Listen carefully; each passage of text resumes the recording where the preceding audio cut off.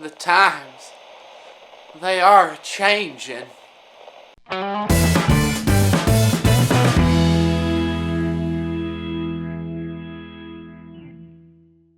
it going, everybody? Hope you're having a great day. My name is Eric, and welcome to Out of the Groove. This week's episode will not be 23 minutes long. I did an episode like a month ago that was 26 minutes long talking about NASCAR silly season, which we're going to talk about again today. And I didn't think I would ever do an episode that long again. And of course, last week, 23 minutes. Not quite, but I need to get this thing back around 10 minutes like I planned to. So we'll see how I do today. Got a decent amount to talk about. We'll start, of course, with recapping a little bit of this last weekend's race at Watkins Glen. A race that only had, I believe, 3 cautions, 2 of which were for stages. So it was actually one of the fastest, or shortest at least in terms of total length of time. It's one of the shortest races ever. There were a few spins. That's not to say there wasn't drama, but there were not very many cautions, so it was a quick race. But in my opinion, I thought it was a good race. And hopefully all the fans thought so, because Watkins Glen again sold out this year. And actually, if you factor in all the campers and stuff that were there, it was like, I think it was the highest crowd ever at Watkins Glen, or at least in a very long time. And in my opinion, they were treated to a very interesting race. It was a race that had several leaders that each ran pretty well, had led different laps. There were differing strategies. Like I said, there weren't a lot of cautions, but there were a couple of dramatic incidents.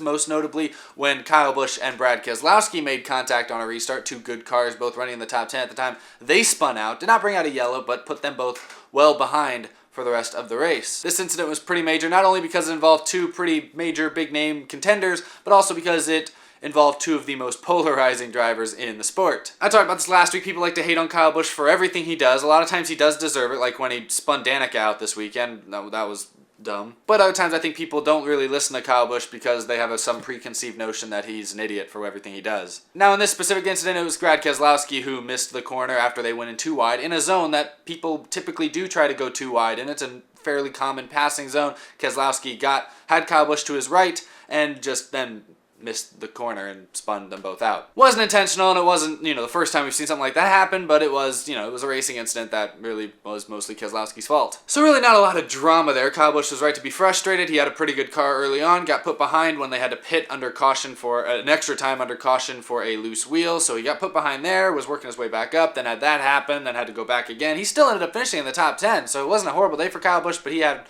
well enough reason to be frustrated. Now the race in general for a Watkins Glen race, I thought it had a decent amount of passing. Like I said, it had a few different leaders, which was good to see. Didn't have one specific car stand out and dominate the entire thing. But the finish of the race was pretty dramatic. I'm not always a big fan of fuel mileage races because sometimes I think they just get way too screwy. You have some driver in 30th place that happens to have pit or later than everyone else and he gets like a top 5 out of it, and I think that's kind of messed up. But I thought this weekend's at Watkins Glen, it played out about as excitingly as it could. After the final caution came out with a little over 30 laps to go, right on the edge of the fuel window, most people pit and were all about 3 laps short of fuel at the time. And 3 laps, especially when there's only 30-something laps to go, that's a lot of laps to make up. But at road courses, because there are so many different turns and braking zones, it's easier to find spots to conserve fuel. So a lot of teams thought they could maybe make it. But a lot of teams were gambling that there would be another caution in that 30-some laps. There was not. So a lot of teams like Brad Keselowski, like Ryan Blaney, like Kyle Busch and several others, basically ran hard most of the run, did not save much fuel, and ultimately had to pit with just a few laps to go, and ended their hopes at having a good top 5 finish or wherever they ended up. But several drivers, especially a couple right in the middle of that playoff bubble hunt, managed to conserve enough to make it. Martin Truex Jr., Matt Kenseth, Clint Bowyer, they all had to back way off down the stretch. Daniel Suarez was another one, and they all managed to make it on fuel. And Martin Truex Jr., who did probably have the best car most of the day, led some laps earlier, then led some laps there at the end, obviously did a masterful job at building a big lead early, then having enough of a gap that he could manage it and save just enough fuel to edge out Matt Kenseth, who also managed to save fuel and honestly, it came very close to getting his first ever road course win. And for Matt Kenseth, the guy who only had one top 5 in his last 17 races at Watkins Glen, a win, even a second place finish, was pretty remarkable. So as a result, 3 of the drivers right there pretty close to the bubble had well above average finishes this weekend at Watkins Glen. Matt Kenseth, like I said, ended up second. Daniel Suarez, who's in a position where he probably is going to have to win to make it, but he is on the bubble, so to speak, finished third. And Clint Bowyer, who's just a little bit behind Kenseth, finished fifth. While we're talking about the bubble briefly, it's also worth noting Chase Elliott finished 13th, McMurray 14th, so they've definitely lost a little bit of ground. Matt Kenseth, who's currently in that 16th spot, has caught right up to them. So right now it's 3 cars, 14th, 15th, and 16th in the playoff bubble, all neck and neck. So guys like Chase Elliott, Jamie McMurray, they're going to have to watch their back if Boyer and Kenseth and some other guys get hot here at the end of the season. And then unfortunately Joey Logano, who is 18th in points and is continuing to fall further and further out of contention, finished 24th. So yeah, at this point Logano is basically win or you're not going to make it. So at least it makes it easy for the team to figure out what their plan is.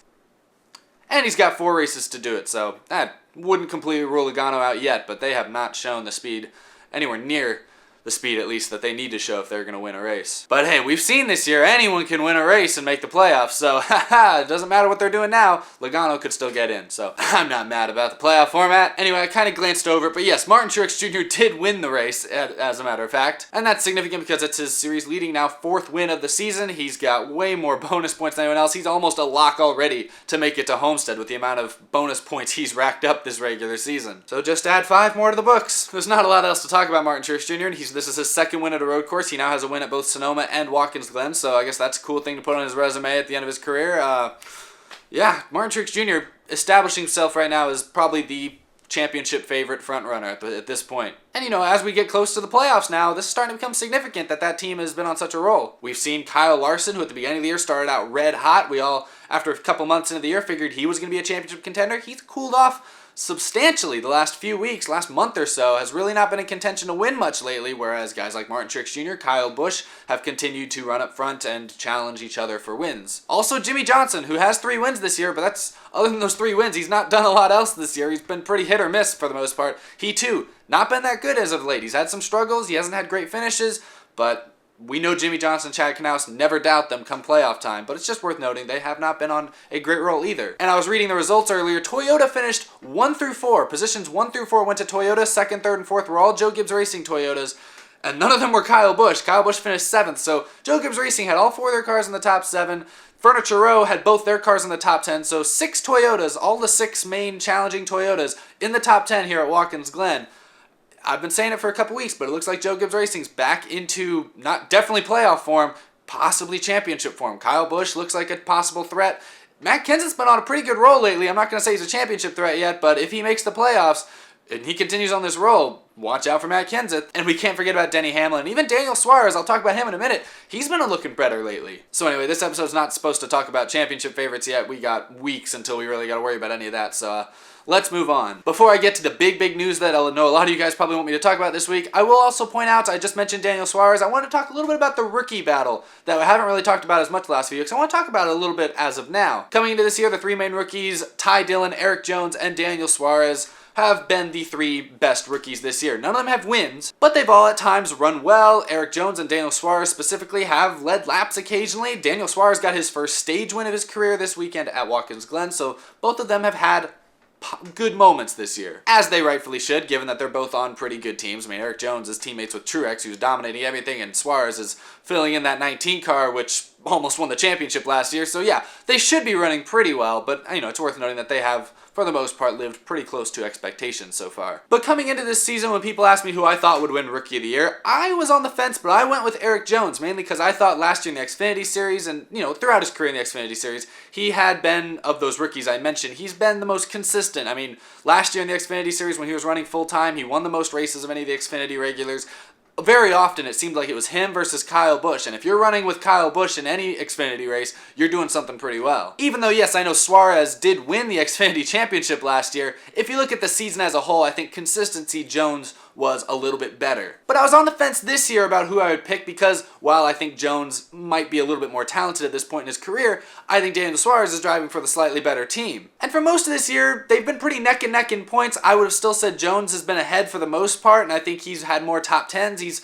You see him running up front more often, but as of late, Jones has had some issues, had some failures, had wrecks. He's not run quite as well as usual, and Daniel Suarez has started to be more consistently up there in the top 10. He's contending a lot more than he had been earlier in the season. And like I talked about this weekend at Watkins Glen, finished 3rd, won a stage, and led laps. Daniel Suarez, that's better than we've seen Eric Jones do most of this year. And with his good finish at Watkins Glen, along with his pretty good finishes the last few weeks now, Daniel Suarez has actually built up a little bit of a lead over Eric Jones in the points. He's actually ahead of him now. So I'm not entirely surprised to say this, but as of now, it looks like Daniel Suarez actually is probably the Rookie of the Year favorite. It'll be interesting to see next year when they're both driving for Joe Gibbs Racing. You know, Jones isn't over at Furniture Row. He'll come over to the 20 car, which has been pretty good this year.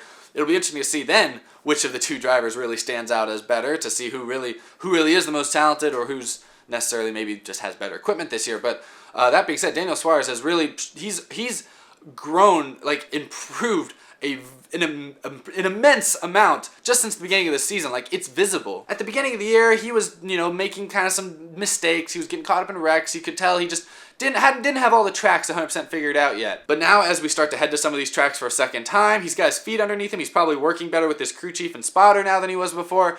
Daniel Suarez looks good. I mean, I actually thought at multiple points during the Watkins Glen race that he might seriously have a shot to win that race, and he did, really. So while I'm still not confident that either he or Eric Jones will get a win this year, it is, worth noting. I'm impressed. I just wanted to shout out Daniel Suarez. I'm impressed with how much he's improved just as this individual season has gone on. I'm excited to see how he does in the future. Anyway, enough raving about Daniel Suarez. Let's talk about another young driver who made a lot of headlines this week with a big announcement coming from Hendrick Motorsports. It was announced several days ago that Kasey Kahne will not be returning to Hendrick Motorsports after this season. They're mainly due to sponsorship issues, and Kasey Kahne, his performance has not been that great the last couple of years. But then earlier this week on Tuesday, I believe, Hendrick Motorsports announced that 19-year-old William Byron will take over that 5 car starting next year. William Byron last year won the Truck Series Championship. He's won a handful of races this year in the Xfinity Series.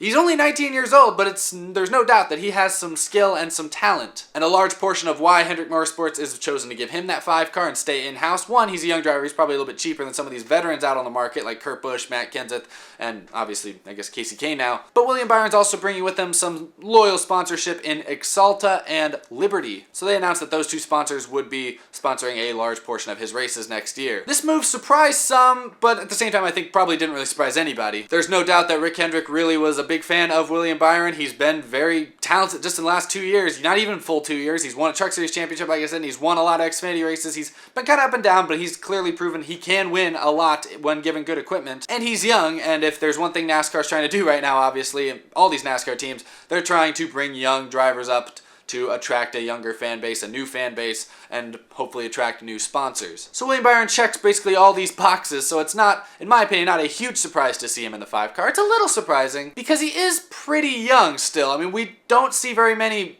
teenagers signing deals to drive in the Cup Series these days. And I do worry that it's going to kind of have a Joey Logano effect. Now, obviously, Joey Logano is a very talented driver these days. His team's not been doing that great lately, but, last couple of years, he's been a championship contender.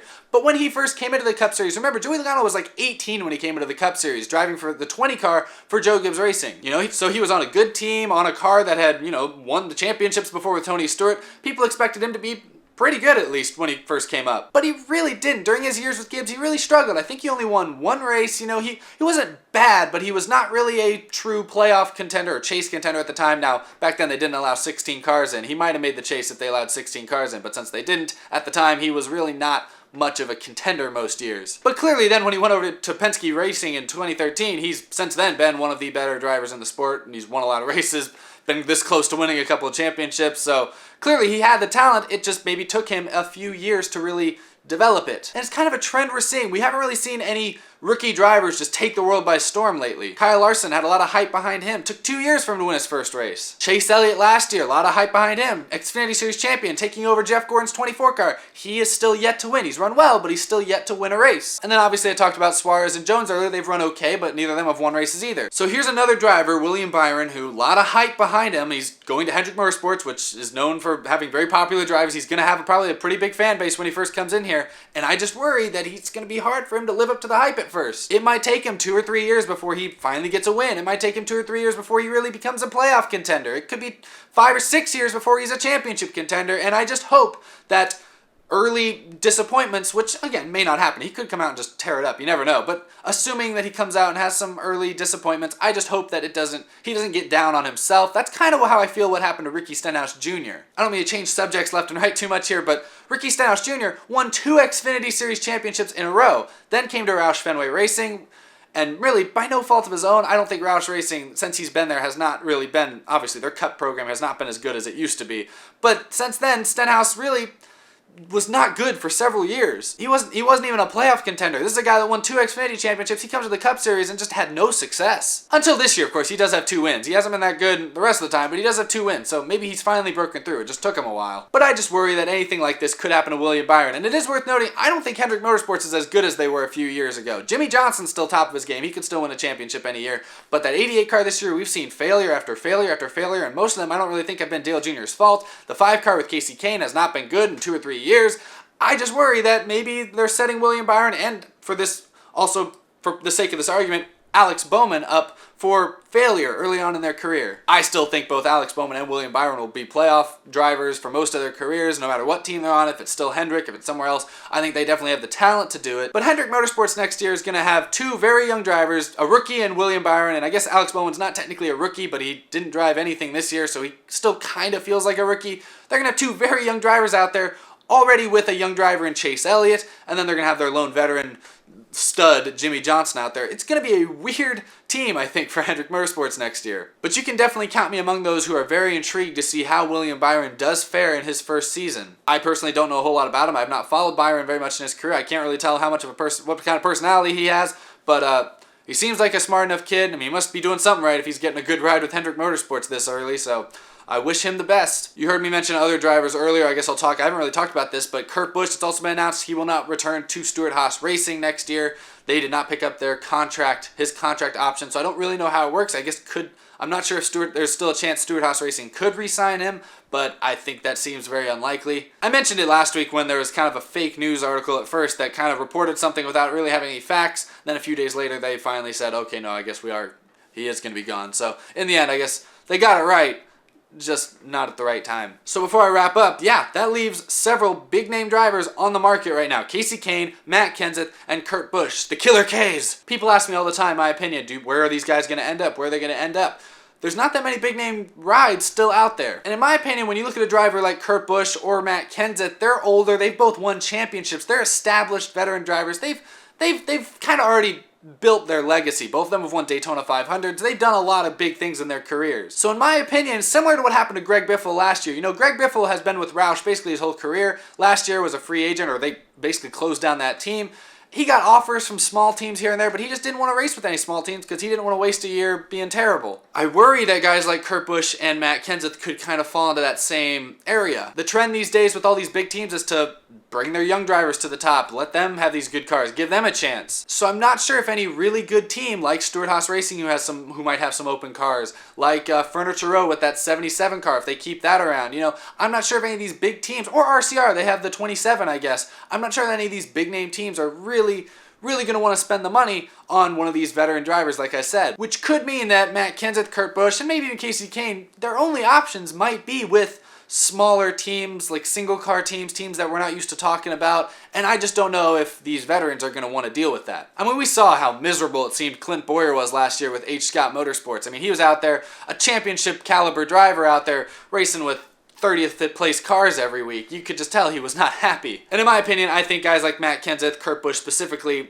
they're not going to want to deal with that. They might just retire if that's their only option. And I can't completely blame them. I obviously hope, as a Matt Kenseth fan, that he sticks around. And I actually like Kurt Busch. I hope he sticks around as well. There's too much change happening, guys. I need some of these veteran drivers to stick around. They can't all leave at the same time. I won't be able to handle it. As the month continues and probably on into September, we'll probably continue to get many of these announcements every week about different big name drivers going somewhere or not going somewhere. So we'll have to keep our noses to the ground, our ears to the ground. Wait, how does the saying go? Ears to the ground, eyes forward? I don't know. We're gonna have to keep an eye out for news. Last thing is Michigan predictions. I'll keep this quick. If I'm going to make a single pick for this weekend at Michigan, I'm going with Chase Elliott. And I'm actually a little nervous about this pick. I know he's finished second at Michigan 2 or 3 races in a row or something like this. It's been like his best track. He's been really close several times now. And it's only a matter of time before they finally break through. And, the 24 car, they've run pretty well this season, I guess.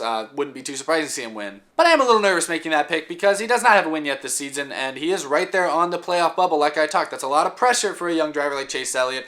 I don't think it would really have that big of an effect on the way he ran the race, but it's one other thing to kind of keep in the back of his mind. And that might change the way they run the race. They may not go for the win if it's going to be risky. They might be okay with a top 5 or a top 10 because the way they look at it, if they're able to just run well and point their way in, that's very likely that they will be able to do so. So it'll be a fun race. I think it'll be very interesting. We only have 4 races before the playoff cutoff, so a lot of moving pieces. A lot of people could move in, move out as the weeks continue, so should be an exciting race. Thanks for watching, guys. Thanks for the support.